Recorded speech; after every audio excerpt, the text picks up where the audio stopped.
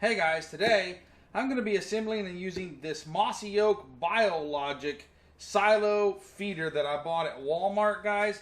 And I'm just going to walk you through the assembly of this thing, and then I'm going to put it out in the field and hopefully catch some pictures of some animals coming to it. It's a solid steel feeder. I can't wait to get it out of the box and put it together for you, so let's go ahead and get at it.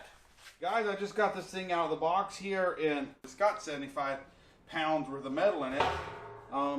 The bucket here is as thick as any 50-gallon drum that you're going to buy. It's not thin. I was expecting it to be a lot thinner, but no, it's just basically your standard 55-gallon drum type material. Good solid lid here. The legs are pretty heavy duty here, angle iron. I mean, they're built, these are not flimsy at all. You know, it comes with a nice metal box, even a raccoon and a varmint protection device there.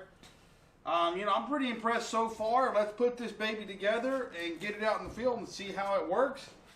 And so one thing I really like here is that this little view window helps you see where your feed is. That's really cool. So you can see when your feed's getting low.